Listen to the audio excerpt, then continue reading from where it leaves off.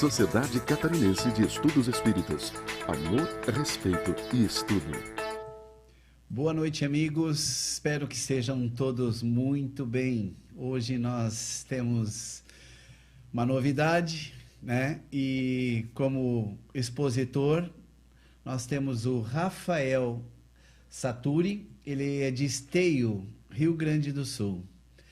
E ele pediu para nós abrirmos hoje o Evangelho e sugerir um tema pouco antes da palestra. Muito interessante o teu método, Rafael. Já vamos conversar. Mas temos mais uma novidade ainda, em nome da Sociedade Catarinense de Estudos Espíritas de Florianópolis. Temos o prazer de ter ao vivo o nosso irmãozinho lá de Lusiânia, Goiás, o Lânio Tomás. Nós teremos o primeiro simpósio SCE e o Espiritismo envolvendo o mundo com amor. O tema de 2020 é o Espiritismo e o momento atual. Teremos Jorge Godinho, presidente da FEB, Alberto Almeida, Jacobson Santana, que todo mundo já conhece aqui no nosso canal, o vice-presidente da FEB, Geraldo Campetti, também uma pessoa muito querida, Vicente Pessoa, também inquestionável, né? O pessoal já tem acompanhado. Então nós temos esse evento agora sábado, iniciando às 8h45 da manhã. Né? Qualquer dúvida no nosso site sce.org.br. Compartilhem esse grande evento que é apoiado pela Federação Espírita Brasileira, Federação Espírita Catarinense e Primeira URI. É isto aí então, pessoal. Agradecemos então a todos que estão nos acompanhando ao vivo. Boa noite a todos, sejam todos bem-vindos a esse momento em que nós iremos tratar do Espiritismo, do Cristo, dos seus ensinamentos. Vamos então à nossa prece de abertura. Amado Mestre Jesus, esteja conosco, nos guiando, nos auxiliando, para que da melhor forma possível possamos nós transmitirmos a tua mensagem da forma mais fidedigna possível dentro das nossas parcas condições como seres na nossa luta cósmica para a evolução. Obrigado, Senhor, por esta oportunidade. Sejamos instrumentos da tua paz, da tua glória, do teu amor. Muito obrigado, Senhor, e que assim possa ser. Então tá bom. Nossa temática da noite de hoje, muito interessante, que é honrar vosso pai e vossa mãe. E nesse capítulo 14 do Evangelho segundo o Espiritismo, nós somos convidados às reflexões mais importantes do nosso dia a dia, da nossa convivência, pois que ao longo dos primeiros anos da nossa existência, são com eles que nós somos convidados a termos a experiência de um convívio em sociedade. Dentro dos nossos conflitos, dentro das nossas ideias, das nossas paixões, nós somos ali convidados a trabalhar, como diz Emmanuel, o nosso cadinho redentor, a família, as primeiras experiências de convívio. E neste capítulo, nós vamos encontrar situações em que nos faz refletir e muitas das vezes faz com que nós tenhamos a oportunidade de trabalhar questões muito significativas com relação ao perdão, à paciência, resignação. E nesta oportunidade inicial da nossa existência, esses sentimentos são muito significativos para que a formação do ser, como homem integral, como homem que tem a oportunidade de encontrar no mundo relações, ali sejam formados os primeiros sinais da sua experiência na Terra. A parte em que mais me chama a atenção neste capítulo é o item 9. Nada mais, nada menos, ele é escrito por Agostinho. E Santo Agostinho, na sua biografia, ele teve uma relação muito significativa com sua mãe, Mônica, em que ela sempre o amou muito entre os filhos que se tinha, entre os 3 filhos que se tinha. Ela via nele aquele espírito que precisava mais do seu amor.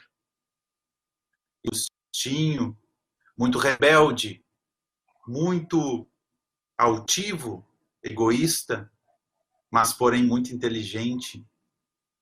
Ela percebia nele um espírito que precisava. E ele, ignóbil nas suas elucubrações juvenis, sempre a desdenhava. E ao sabermos da biografia de Agostinho,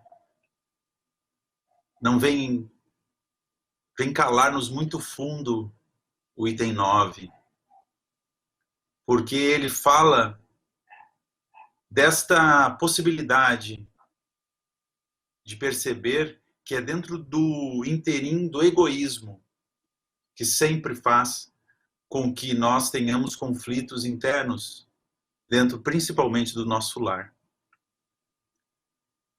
Não diferente deste, encontramos num livro chamado Paulo e Estevão, livro conhecido pelo movimento espírita, por Francisco Cândido Xavier. E logo no primeiro capítulo, se nós tivermos a cuidade de perceber, vamos encontrar uma personagem que se chama Estevão e a sua relação com seu pai, Joquedeb. Um espírito mais truculento, mais revoltoso, o pai. E a relação que ele tinha com a sua irmã eram de harmonia para com o pai. Aquele que tentava, nas suas tentativas de ser um homem mais digno moralmente, via os seus tropeços e via o respeito ao pai, por ele ser o que era, seu pai, ser aquele que lhe deu a vida. E juntos, os dois, Gesiel e Abigail, faziam de tudo o possível para a condução moral de seu pai. Nesse sentido, nós percebemos logo no primeiro capítulo e no segundo capítulo de Paulo e Estevão a relação íntima que se tinha com o pai, vendo quais eram as necessidades de cada um e vendo a compreensão principalmente dos 2 irmãos para com este. Então, neste capítulo, nós vamos encontrar uma série de formas de compreender o outro, de correlação na convivência com aqueles em que nos deram primordialmente a vida, um lar, o alimento. E nestas premissas iniciais, nós percebemos que a relação em que este capítulo traz para nós é uma relação de que o pai, a mãe, necessariamente são aqueles que nos deram a vida, pelo contrário. As relações que nós temos com a nossa família hoje são várias. Não era muito diferente às épocas. Eram também uma série de famílias, de conglomerados familiares diferentes. E nesse sentido, nós vamos perceber que o capítulo constrói conosco, dando essa oportunidade para vermos a relação de pai e mãe. Muitas vezes pai e mãe é aquele que é a nossa referência, não necessariamente aquele que nos deu a vida biológica. Muitas vezes é aquele que nos deu o sustento, o alimento.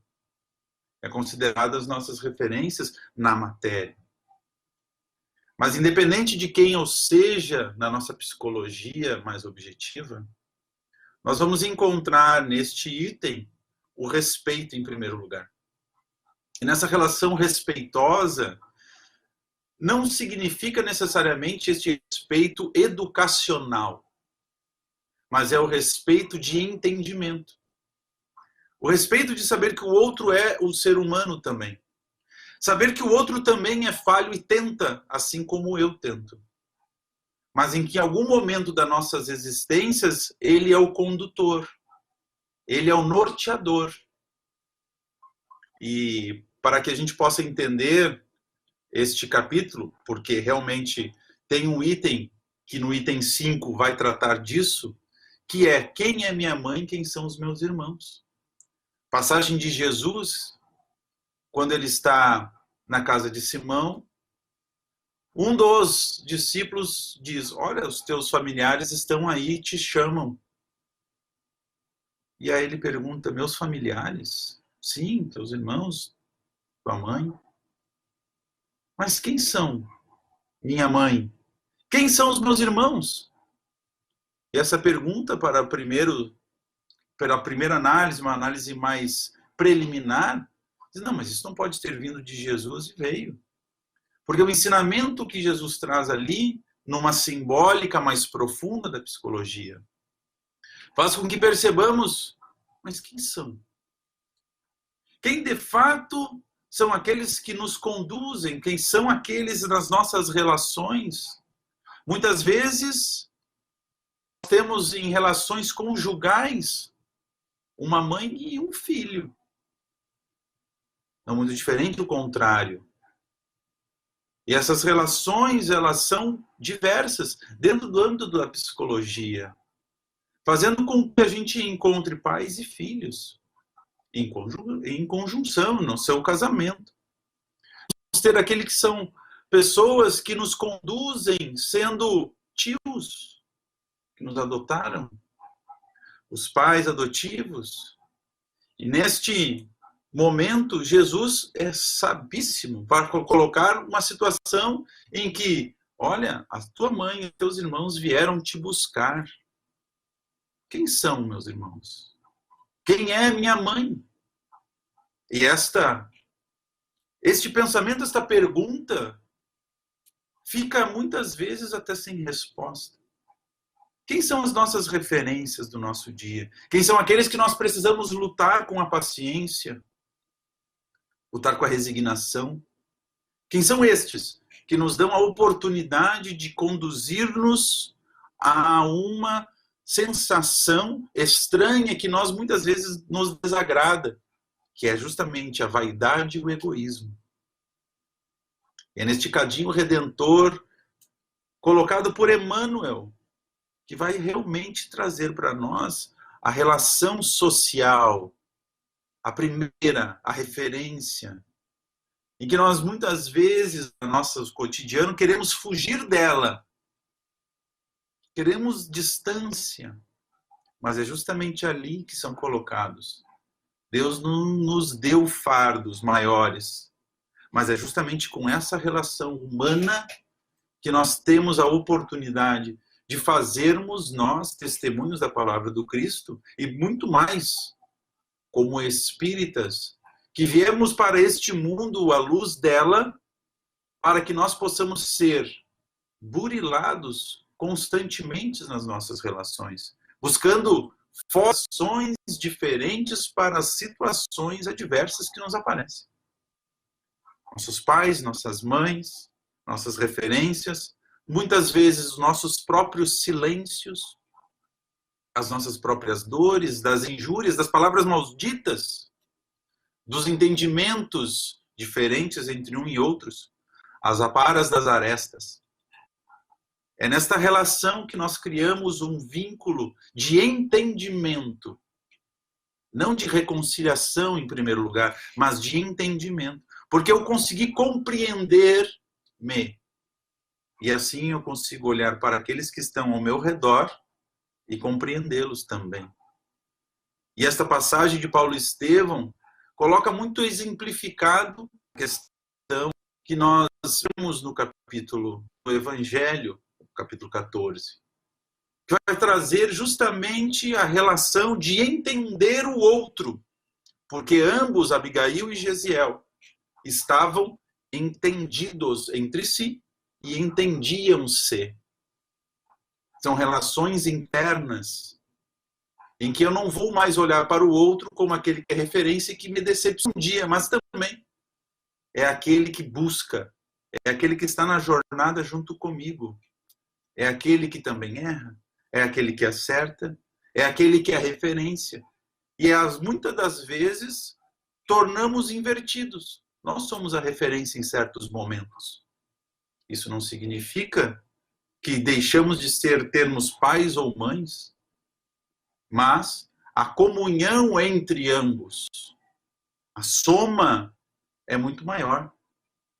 A clareza e a harmonia se tornam mais reais e constantes, fazendo com que nós, dentro das nossas ligações com os nossos familiares, os nossos pais ou nossas mães, fechem um ciclo em que o entendimento é a base primordial para que possamos conviver em família.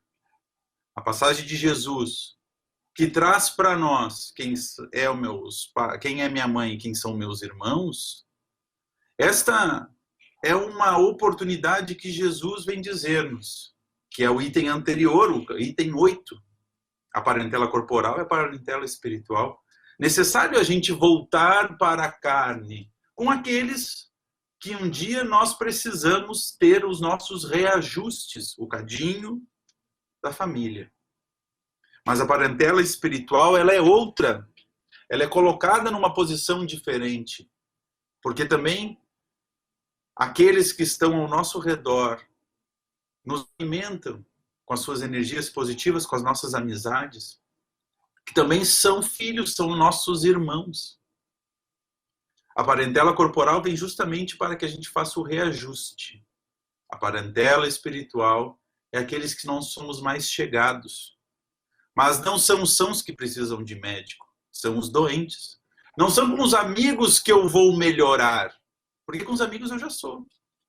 Com os amigos eu já tenho. Com os meus irmãos mais afinizados eu já tenho. São com os outros. São com aqueles que nós precisamos disso. Uma lei da mecânica que faz muita analogia aqui e cabe muito bem. Se não houvesse o atrito, seria impossível nós darmos o passo à frente. Sem o atrito, não seria possível nós termos condições de andar. Ou seja, é na atritividade, no atrito, que nós andamos para frente. Não é nosso mundo estarmos sempre envoltos com aqueles que são melhores para nós, convívio. Porque este orbe, ele não é um orbe de gozos e alegrias. Estamos saindo de uma fase, de uma transição planetária que estamos passando agora, de mundo de provas e expiações para a regeneração. Obviamente que aqui ainda é um vale de lágrimas. Aqui, o atrito precisa ser entendido como uma forma importantíssima do nosso desenvolvimento. Possamos nós entendermos que o choro copioso, as amarguras vividas, eles são necessárias. E temos que colocar para fora. E aí os irmãos mais chegados nos dão este alento. Mas, ao retornarmos mais firmes, mais energizados para o nosso combate, o bom combate, aquele em que nós precisamos, dentro dos nossos lares, buscar, para que possamos nos descobrirmos. E aí sim, descobrir a harmonia individual, a harmonia em cada um de nós, dentro do nosso próprio conhecimento do Espiritismo e muito mais, muito antes do cristianismo. Oi, Rafael, tudo bem? Olha Tudo só, bom? bastante movimento na internet, temos umas perguntas aqui. Eu vou pedir, o Lânio está nos ouvindo lá, eu queria que ele desse uma faladinha para ver se o áudio dele sai, né? A gente está fazendo uns testes em paralelo. Mas, ao mesmo tempo, tem uma pergunta aqui da Patrícia. Por que muitos de nós têm medo da morte? Muito bem. Medo da morte, primeiramente, a gente vem de experiências anteriores, não é mesmo? A gente vem de experiências em que o mundo da matéria, para o nosso entendimento, ele sempre foi um mundo real. Só que, utilizando os nossos 5 sentidos que temos, a realidade do mundo não se representa a partir disso. Porque esses 5 sentidos não mostram a realidade. A exemplo disso, nós podemos olhar para a luz. 1/3 da luz não é percebida, é só percebida por nós dentro de uma faixa muito pequenina, de 1/3. Tudo o resto, infravermelho, nós não compreendemos, e o que é ultravioleta também nós não compreendemos. Nós não enxergamos. Os nossos sentidos são parcos. E dentro do nosso egoísmo, de olhar sempre para nós, olharmos sempre para dentro das nossas convicções e dos nossos dogmas, criamos muitas vezes a realidade de que isto é real. E ao deixarmos isso, é penoso demais para nós. Só que a doutrina espírita nos explica que isso não pode ser real. Porque nós estamos ligados pelo Espírito. E nós somos o Verbo, assim como está lá escrito na Gênesis. Logos, Deus fez a luz, e a luz se fez. Toda a materialidade que estamos na nossa volta, ela é a representatividade dos nossos espelhos mentais. Então, tudo aquilo que nós colocamos nos objetos são paixões, ilusões, e que tudo na nossa volta não é permanente. Isso afronta muito nosso ego. E então, como consequência no mundo de causa e efeito, nós temos, então, a resultante chamada dor. A dor gera em nós, nosso inconsciente, algo que se chama, para a nossa psicologia, trauma. O espírito retorna à carne, vive no mundo das ilusões novamente, nos 5 sentidos. E ele percebe que, em certo momento, terá que deixar. E aquelas lembranças do passado, de homens velhos, arcaicos, que não conseguiram ainda se desvencilhar dessas coisas ilusórias do mundo, vem aquela sensação, por consequente, de que houve muita dor no desencarne passado. Eu não posso deixar isso acontecer novamente. Nós somos seres buscando a felicidade. Porém, é um mundo em que a felicidade não está aqui. A felicidade não está. O convite que Jesus nos faz é: olhe para dentro de si, perceba-se, e então eu encontrarei medo. Mas como eu posso sanar o medo?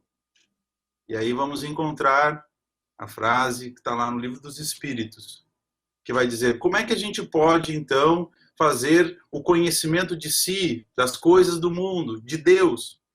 Um sábio da antiguidade já dizia: conhece-te a ti mesmo. Eu conhecendo a mim, eu conhecendo os meus medos, eu tenho a oportunidade de trabalhá-los. A opção de dar-me a mim a possibilidade de trabalhá-los. Do contrário, eu ficarei sempre na ilusão, gerando medo. Gerando medo em mim, gerando expectativas, gerando ilusões, gerando uma série de transtornos que não condizem com a realidade de fato do mundo dos espíritos. A relação interessante encontra-se num livro muito comum no movimento espírita que se chama Nosso Lar. André Luiz, ao desencarnar, ele passou 8 anos no umbral. Por que 8 anos? 8 anos porque ele nunca lembrou de rezar. Ele nunca lembrou de rezar. Vivendo no mundo da matéria, como médico, tendo sua família, indo para casa, curtindo, entre aspas, a sua existência, ele nunca lembrou de rezar. No 8º ano, ele lembrou. E foi atendido rapidamente.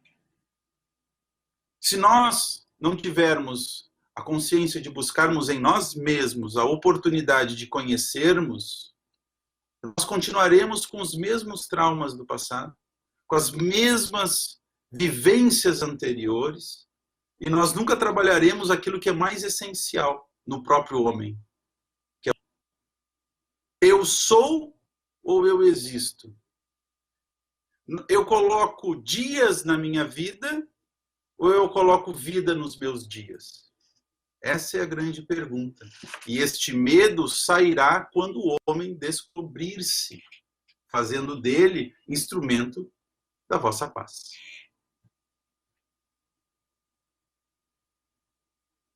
Muito bem. Vamos a outra pergunta aqui. O pessoal já está mandando perguntas. Vamos continuando. Vamos pegar a outra pergunta.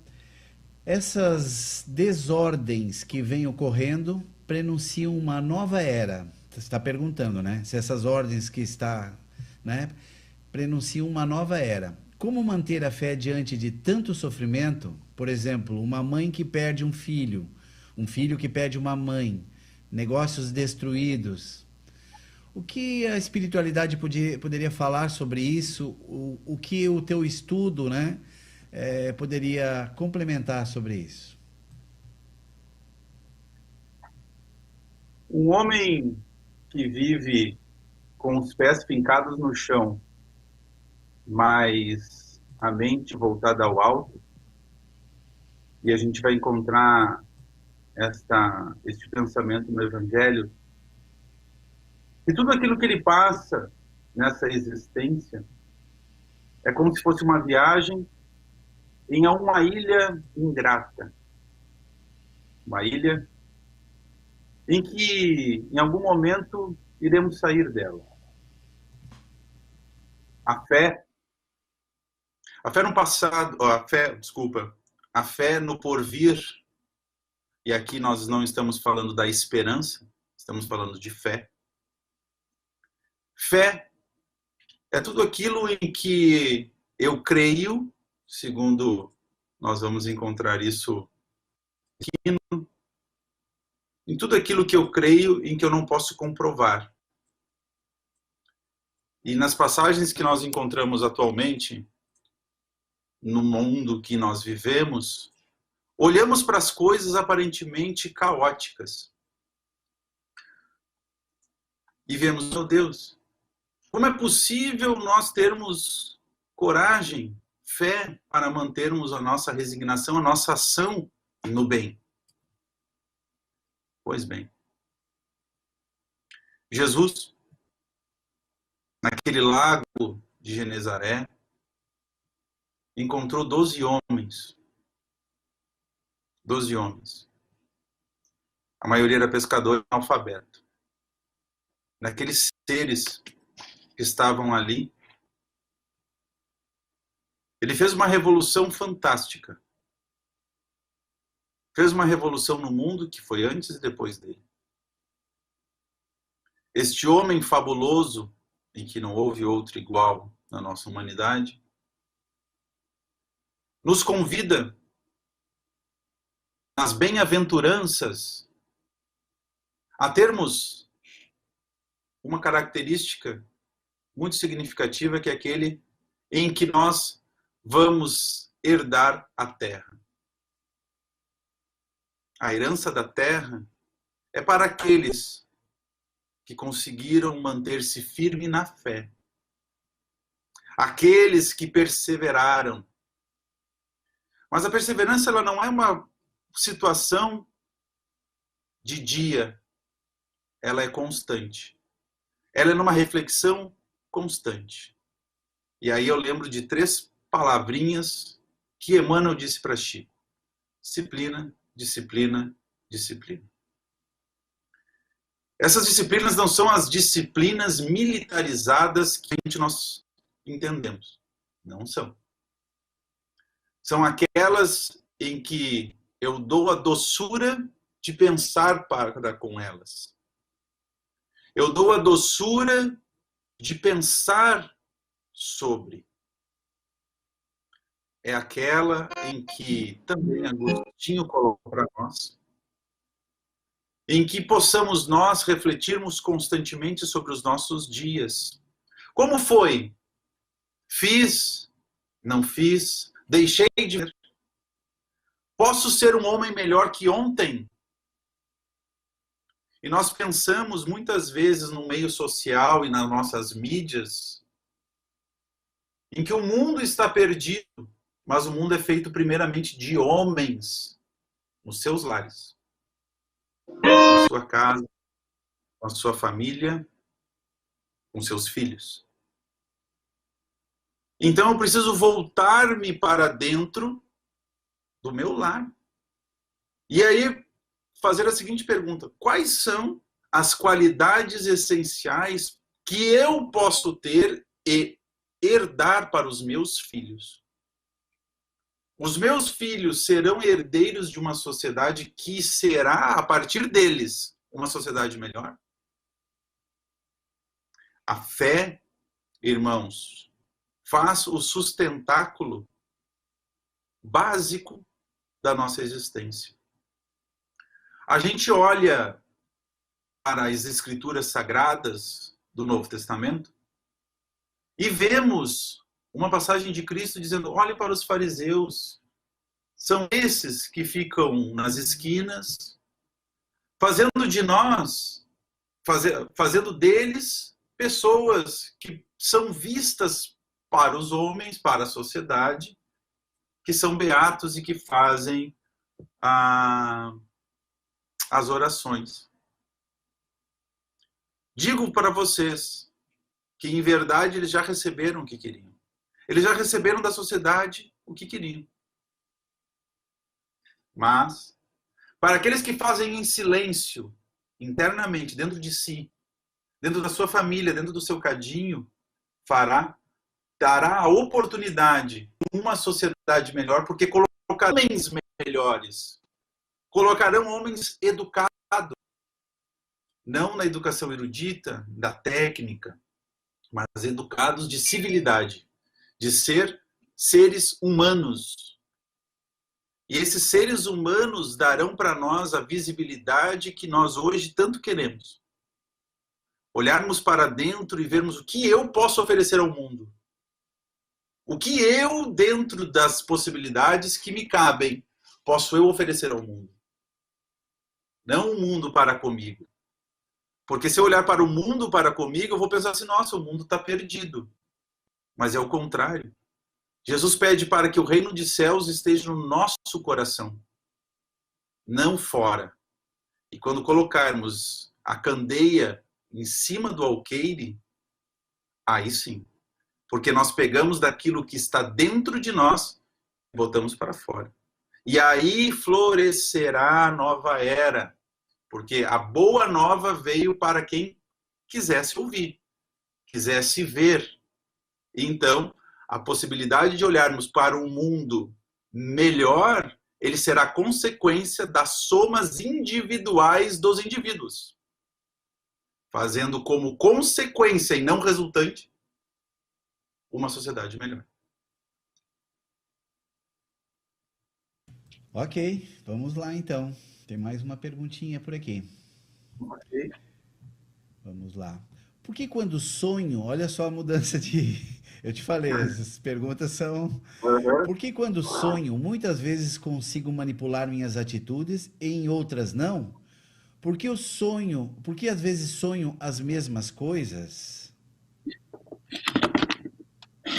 Muito bem. A emancipação da alma, nós vamos encontrar alguns exemplos nos Missionários da Luz.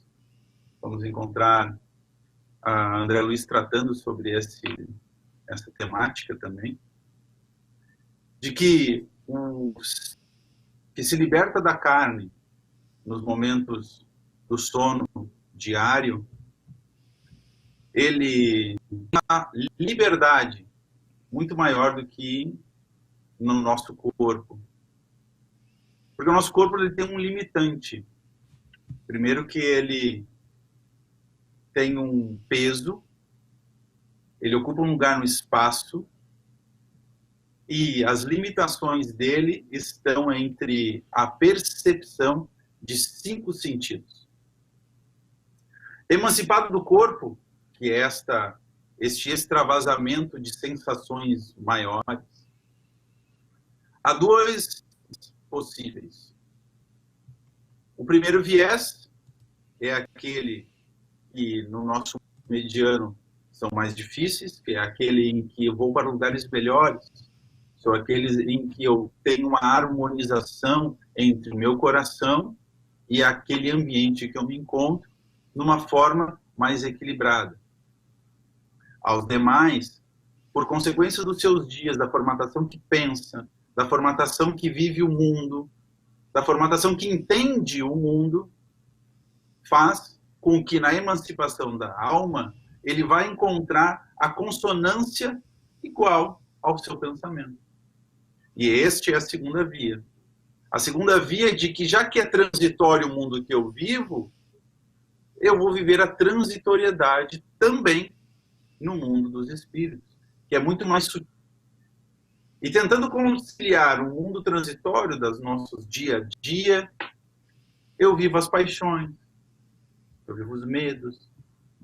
Então, por consequente, em alguns momentos eu tenho dias mais agradáveis e eu consigo ter um equilíbrio maior e conseguir ter muito mais nas minhas mãos a possibilidade de controle. Porque eu sou eu espiritual. Muitas vezes a gente confunde dizendo assim, o meu espírito saiu. Não, é o contrário. Eu saí, o meu corpo ficou. O meu corpo ficou, porque ele é transitório.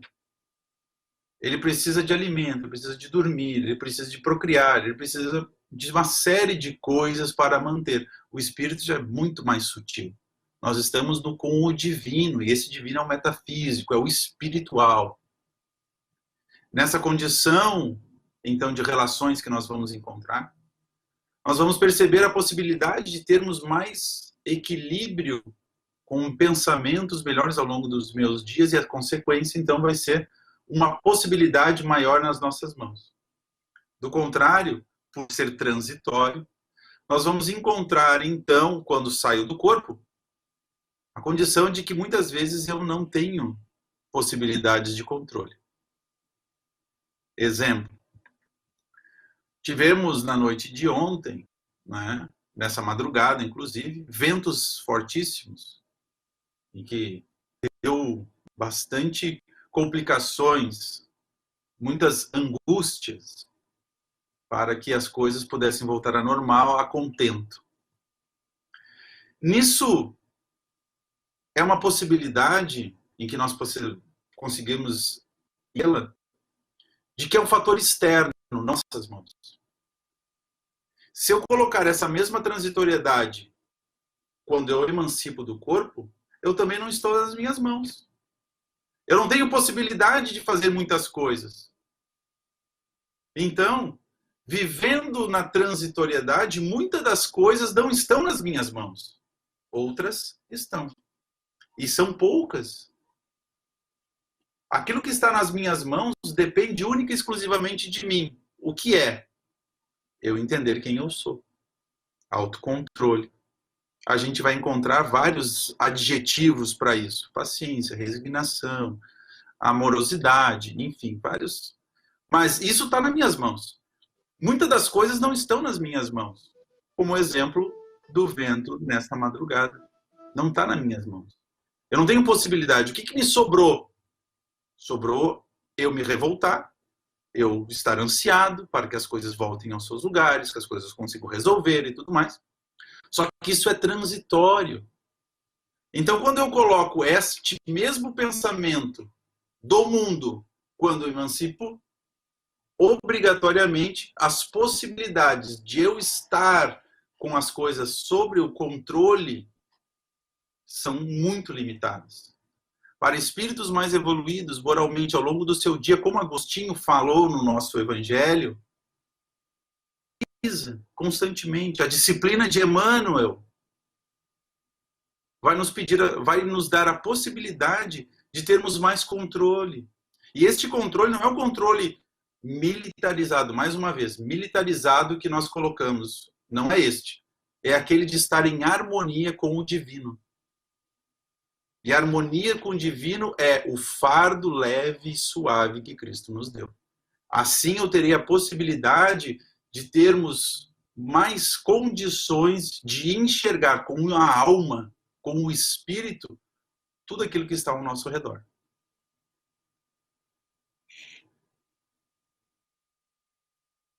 Rafael, muito obrigado pela resposta. Vamos lá. O Lânio já conseguiu descobrir lá o nosso probleminha. Ele vai daqui a pouco encerrar para a gente, né? Mas antes disso, gostaria de ouvir mais um pouco, né, as considerações. E certamente essa será a primeira de muitas que a gente vai fazer esses bate-bolas, essa conversa ao vivo aí, tá bom? Agradeço mais uma vez. Logo, logo o Lânio entra também para encerrar o nosso encontro. Deixo contigo mais uma vez. Vamos lá. Então tá, irmãos. A gente tem aí... Temos aí mais quanto tempo, meu irmão? Pode falar mais 5 minutos, 10 minutos, tranquilamente. Tá tranquilo. bom, então.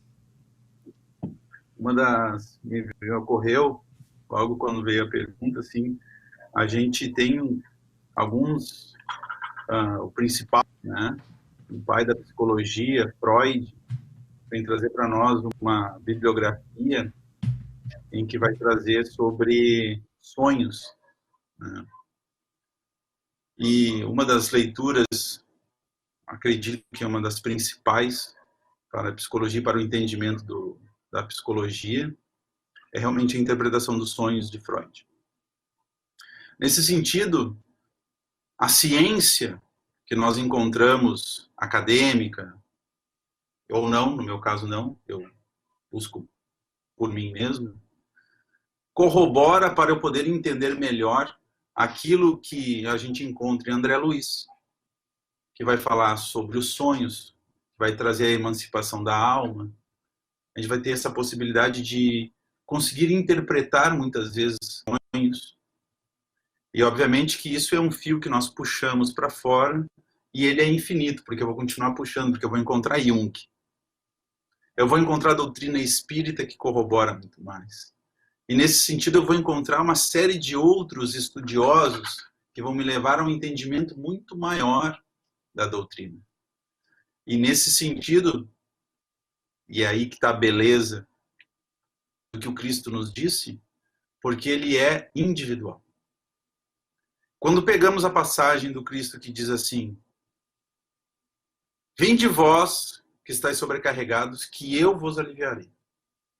Nós pensamos muitas vezes em que Jesus vai tirar os meus problemas. Não é isso que ele está querendo dizer. Primeiro, vinde vós que estáis sobrecarregados. A sobrecarga, ele não colocou vinde vós que estáis doloridos, que sofrem. Ele não usou isso, ele usou sobrecarregados, sobrecarga. Isso significa algo muito importante.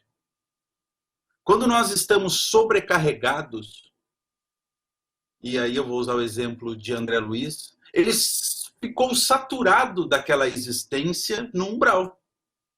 E ele lembrou de orar. Ele encontrou o divino no momento em que ele cansou. Houve uma sobrecarga. E nessa sobrecarga, ele encontrou.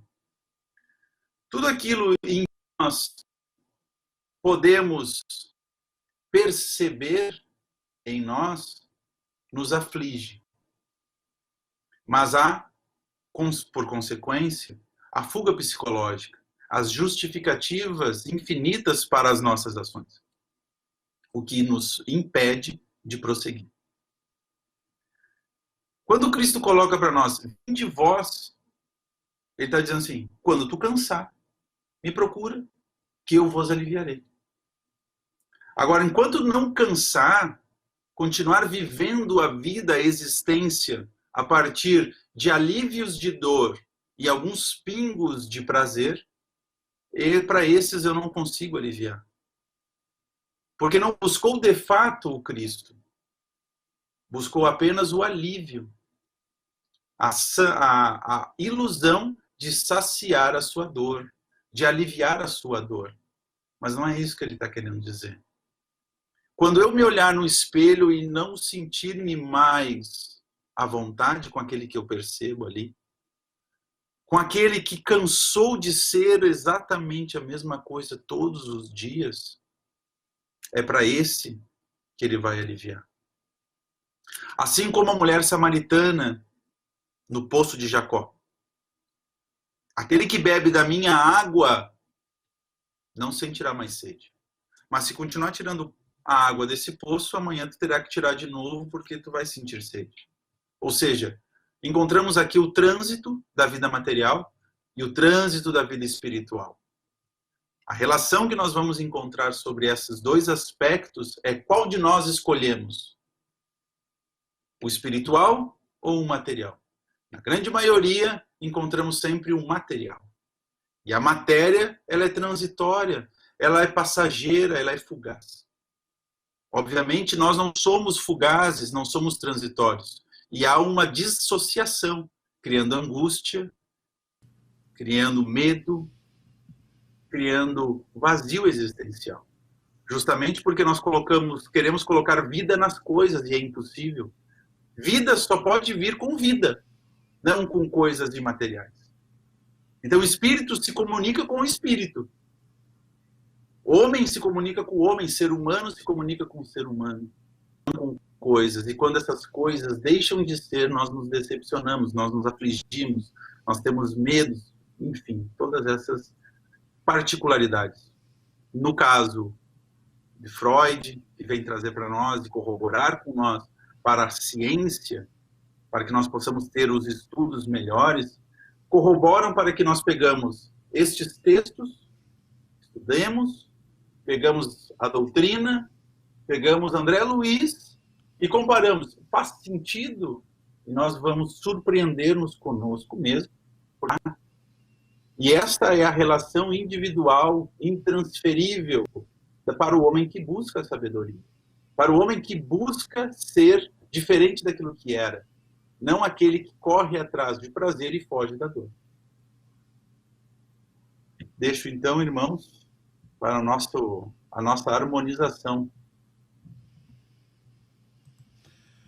Muito obrigado, Rafael. Nossa, bem legal a nossa conversa. Espero que tenham outras e outras e outras aí. Todas as quartas-feiras nós temos esse evento, né? E esteja convidado a participar também no sábado do simpósio da nossa casa. Vai ser muito legal. Muito obrigado mais uma vez. Um abraço no teu coração. Que Jesus ilumine a tua caminhada também. Muito obrigado. Eu vou passar agora para o Lânio, né? E ouve agora, Luciano? Tudo ótimo, meu irmão. Vou passar para você agora. Ok.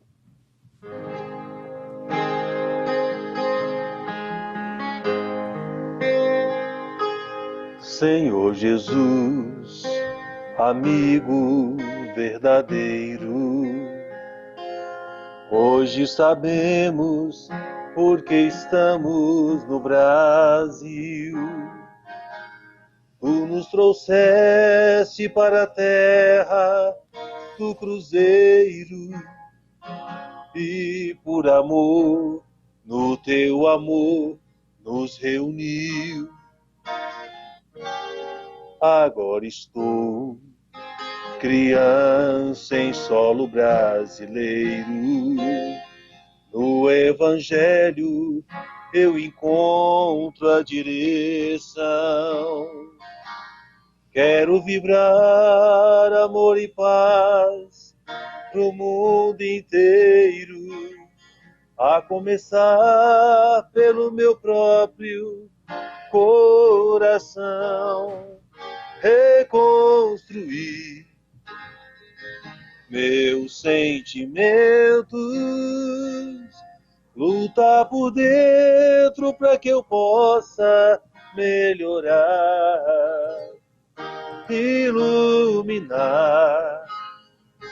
meus pensamentos,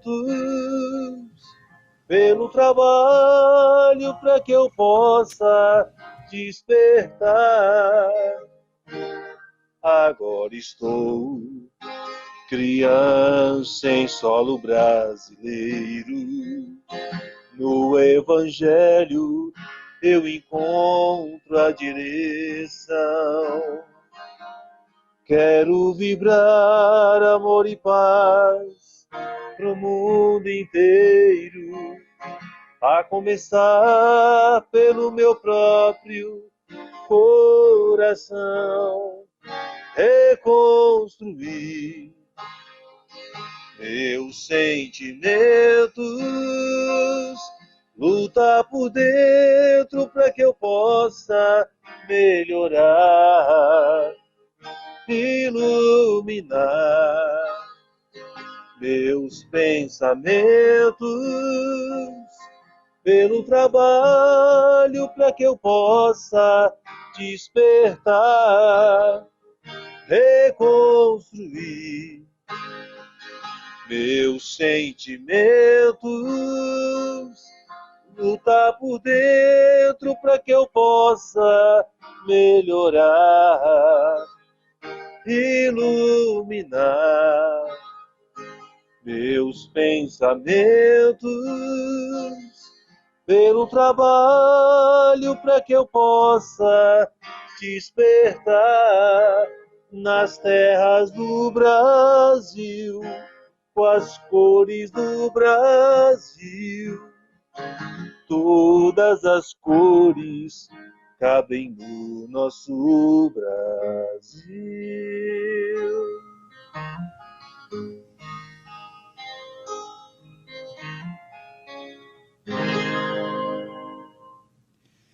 Ok, meu irmão, conseguimos então essa situação de tecnologia realmente, mas vamos acertando, estamos juntos aí. Muito obrigado por esta linda música.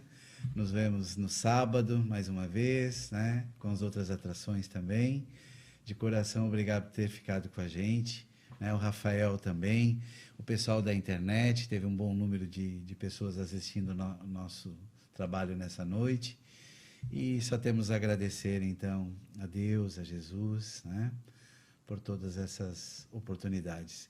Em nome da Sociedade Catarinense de Estudos Espíritas, encerramos nosso trabalho doutrinário dessa noite. Que todos tenham muita paz e muita luz.